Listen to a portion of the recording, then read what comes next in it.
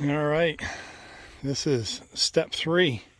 It took me about a half hour to spread 4 bags of fertilizer and lime on this food plot.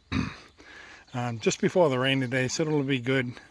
Try and set in, but let's talk about the next step, which is going to be harrowing it in. Everyone does things differently. So of course you've seen my new ride, but a few years ago I bought these attachments. This is the black bore ATV attachments. I just have the manual lift. As you can see here, it cranks up and down here. This is the 8-disc harrow. I also have a set of the S-tines for raking up undisturbed turf or starting a new food plot. And then I also have the cultipacker, which you'll see when I do go to plant. Does a great job. I'm curious today to see how well this harrow works today without weight.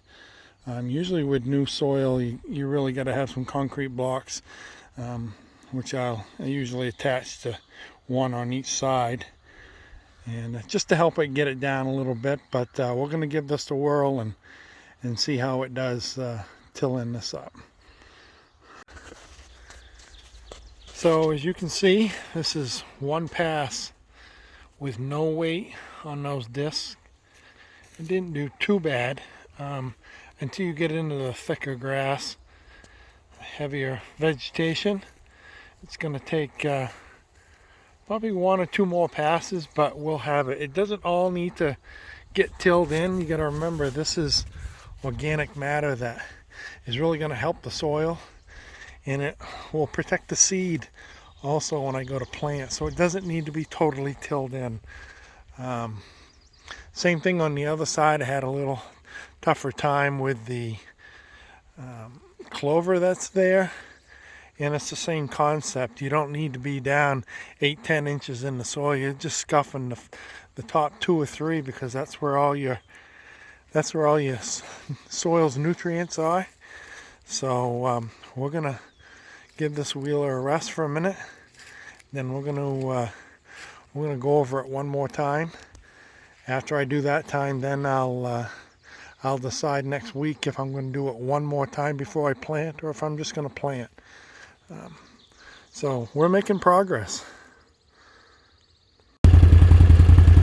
Well, there you go. That's about 3 passes with the ATV and the harrow. I think that's going to be good. The center section looks real good. This over here will have enough chopped up mulch now, organic matter, put right back in the soil. So my whole plan is on this side over here all the way up. It's going to be about a 10-foot row of Egyptian wheat to make a barricade, because I don't think these deer like coming way out in here, especially when this blind behind me is sitting here. And then I'm going to put soybeans in probably 6-foot rows and leave a 4-foot row in between to get the wheeler down through.